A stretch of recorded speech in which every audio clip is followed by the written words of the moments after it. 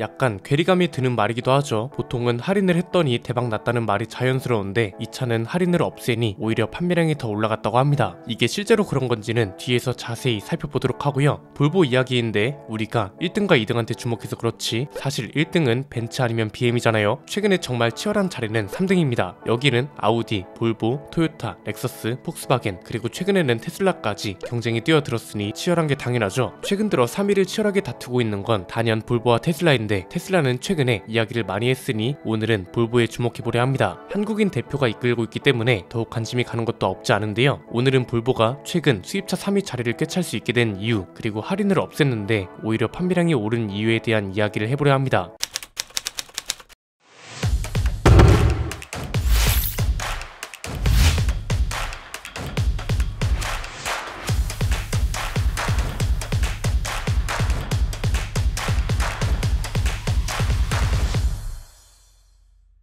볼보 코리아를 이끌고 있는 이윤모 대표가 재임 10년을 맞이했다고 합니다. 그래서 그런지 볼보 코리아의 실적과 판매량 순위가 유독 주목을 받고 있는데 판매량 데이터부터 볼까요? 2015년에는 4,200대 수준을 팔던 회사가 2019년에 1,500대를 돌파했고요. 꾸준히 성장세를 기록하면서 작년에는 17,018대를 기록했습니다. 아우디랑 근소한 차이로 4위를 차지한 건데요. 올해 실적이 범상치 않습니다. 1월과 2월에 3위를 기록하면서 좋은 출발을 보여주고 있고 볼보 코리아도 이걸 강조하고 있습니다. 볼보 코리아는 2014년까지만 해도 한 해 국내 판매량이 3,000대 정도밖에 안 됐었습니다. 그 전에는 연간 평균 1,000대를 팔았던 회사이기도 합니다. 그러다가 한국인 대표로 바뀌고 해마다 성장세를 기록하더니 작년에는 국내 진출 이후 최다 판매량을 기록했습니다. 2014년하고 비교하면 성장세가 무려 480%에 달합니다. 앞에서 말한 할인을 없애니 더 잘 팔린다는 것도 실제로 볼보가 기록한 성과입니다. 저는 볼보의 성공한 이유를 마케팅이 승리라고 표현하고 싶습니다. 실제로 마케팅이 중요한 이유를 볼보가 아주 잘 보여주고 있다고 생각하거든요. 실제로 이윤모 대표가 세일즈 분야에서 활약했던 이력이 있어서 그럴 수도 있습니다. 1994년 대우 자동차 경영 기획 시, 2022년 BMW 코리아 딜러 개발 매니저, 2010년에는 세일즈 상무, 2013년에는 애프터 세일즈 상무로 역임한 뒤에 2014년 7월부터 볼보 코리아를 이끌어왔습니다. 우리나라에서 잘 나가는 수입차 브랜드들이 특징하면 프로모션을 빼놓을 수가 없습니다. 사실 벤츠나 BM처럼 프로모션만으로 승부를 보기엔 볼보가 불리한 건 맞잖아요. 그래서 볼보는 어떻게 했냐? 할인을 없애고 대신 기본 가격을 낮추는 방식을 택합니다. 이게 대중 브랜드하고는 기준이 조금 다른데 볼보는 어쨌든 프리미엄 브랜드에 속하잖아요. 프리미엄 브랜드를 타는데 그때그때 할인이 다르고 딜러마다 구매 가격도 달라서 언제 사야 할지를 어떻게 정해야 할지 딜러는 누가 좋을지 이런 걸 하나하나 따져야 하는 것 자체만으로도 피곤하다는 거죠. 그리고 차를 샀는데 그 다음 달에 바로 내가 샀을 때보다 1,000만 원이나 더 싸게 살 수 있대요. 이건 뭐 내가 선택한 거지만 손해를 보는 것 같고 이것 때문에 스트레스도 받고 물론 벤츠나 BM은 그럼에도 사겠다는 사람이 줄을 서지만 볼보는 이 두 브랜드에 비해선 파워가 약했던 겁니다. 그래서 볼보는 아예 할인을 없애고 미국이나 유럽보다 저렴한 가격으로 마케팅을 펼칩니다. 작년에 국내에 출시한 C40 리차즈는 미국보다 900만원, 독일보다 약 2,200만원이나 저렴한 가격으로 출시를 했고요. S90 같은 주력 모델들도 미국보다 최대 1,000만원 이상 저렴한 가격표를 달고 나왔습니다. 즉 할인 없이도 저렴한 수입차라는 키워드로 소비자들이 접근을 끌어올린 거죠. 이건 수입차들 뿐만 아니라 전기차나 대중 브랜드도 따라가면 좋은 전략인데 여기엔 또 타이밍도 잘 따라줬다는 게 큽니다. 의도한 건지는 모르겠는데 한국 시장에 최적화된 마케팅들이 꽤 많았습니다. 우선 전제 조건은 세대 교체된 디자인입니다. 세대 교체 전까지는 나이 많은 교수들이나 탈 것 같은 차, 탑기어 진행자들이 표현을 빌리자면 이런 차였는데 세대 교체되면서 더 이상 나이 많은 사람들만 탈 것 같은 디자인이 아니라는 게 일단 컸고요. 비슷한 시기에 중국 지리 자동차가 지분을 인수하면서 부정적인 이슈가 없진 않았습니다. 그런데 이걸 볼보는 마케팅과 브랜드 파워로 깨버린 거죠. 저는 이 현상을 포스트 벤츠라고 표현하고 싶습니다. 이유는 간단합니다. 요즘 SNS나 유튜브 보면 옛날 벤츠 광고 영상이 엄청 자주 뜹니다. 그냥 보기만 해도 이 당시에 왜 벤츠가 고급차의 상징이었는지 단번에 알 수 있습니다. 그냥 솔직히 말하면 요즘은 왜 이런 영상을 벤츠 스스로 안 만드나 싶을 정도로 이 당시 벤츠의 광고 영상들은 굉장히 파격적이고 혁신적이기까지 합니다. 그냥 예를 하나 들어보자면 이렇게 생긴 벤츠 많이 보셨을 겁니다. 굉장히 오래된 차거든요. 그런데 이런 차에 소프트 도어 클로징, 전동 조절 시트, 전동 조절 스티어링 휠, 트렁크 버튼을 누르면 튀어나오는 손잡이, 이 차가 아무리 고급차라 해도 91년도에 나온 차라는 걸 생각하면 어떤가요? 그 당시에 이걸 본 사람들은 말도 안 된다고 생각했을 겁니다. 단순히 신기한 기능이 아니라 이래서 벤츠구나 이런 생각이 들게끔 만드는 기능들이니까요. 그래서 해외 기사에 달리는 댓글들을 보면 진정한 벤츠는 2014년에 끝났다 이런 소리를 하기도 하는데, 이런 옛날 영상들을 보면 어느 정도 이해가 가기도 합니다. 자, 그에 못지않게 볼보도 파격적입니다. 벤츠가 초호화 기능들 위주였다면 볼보는 이 당시에도 안전 마케팅의 강자였습니다. 이런 측면 충돌 시에 차가 보여주는 모습이라던가, 높은 곳에서 차를 떨어뜨려도 멀쩡한 A필러라던가, 차 위에 차를 몇 대씩 쌓아 올려도 멀쩡한 모습이라던가, 이런 게 브랜드 가치, 브랜드 이미지로 쌓여있는 상태였다는 거죠. 이게 마침 우리나라 시장과 잘 맞아 떨어지기도 했습니다. 볼보가 디자인 세대 교체를 하면서 주목을 많이 받을 때쯤 우리나라에서는 급발진 의심 사고를 비롯한 여러가지 안전 관련 사고들이 공교롭게도 뉴스에 많이 등장하기 시작합니다. 볼보는 패밀리카로 많이 타고, 패밀리카는 안전해야 한다고 생각하잖아요. 안전한 차는 아빠들뿐만 아니라 엄마들도 사야 한다고 주장하는 차고, 여기에 또 2019년에는 수입차 브랜드 최초로 한국에서 레몬법을 도입하기도 합니다. 물론 현행 레몬법이 얼마나 타당한가에 대해서는 토론을 해봐야 할 문제지만, 그냥 이 레몬법을 도입했다는 것만으로도 소비자를 생각한다는 인식을 심어줄 수 있었던 거죠. 이 당시 한국형 레몬법이 도입될 때 도입과 즉시에 시행한 유일한 브랜드였고, 당연히 긍정적인 이미지를 심어줬습니다. 여기에 우리나라도 디젤 퇴출, 친환경차 환영이라는 기조가 전국적으로 퍼졌습니다. 볼보도 디젤차가 꽤 많이 팔렸었습니다. 그러다가 전기차를 그렇게 외치면서 정작 또 가솔린 차를 많이 팔았단 말이죠. 이건 또 뭐랑 맞았나요? 프리미엄 브랜드는 전기차가 굉장히 안 팔립니다. 보조금 기준에도 맞추기 힘들고 가격 대비 구매할 가치가 떨어진다고 생각하기 때문에 사람들이 안 사는 거죠. 대신 저배기량 가솔린 차 판매량이 많이 늘었고, 이걸 보여주는 대표적인 사례가 320D나 520D보다 320i와 520i 판매량이 많아진 거라고 보거든요. 볼보도 저배기량 가솔린 차가 실제로 가장 많이 팔렸고, 동시에 디젤 모델도 거의 없애면서 우리나라의 친환경차 흐름과도 잘 맞아 떨어졌습니다. 우리나라의 배정 물량이 많은 브랜드도 아니거든요. 여전히 볼보의 배정 물량을 비판하는 분들도 많은데요. 사실 볼보는 우리나라뿐만 아니라 전 세계적으로 물량이 부족합니다. 이게 또 어떻게 잘 맞아 떨어져서 좋은 의미로 없어서 못 파는 차가 됐습니다.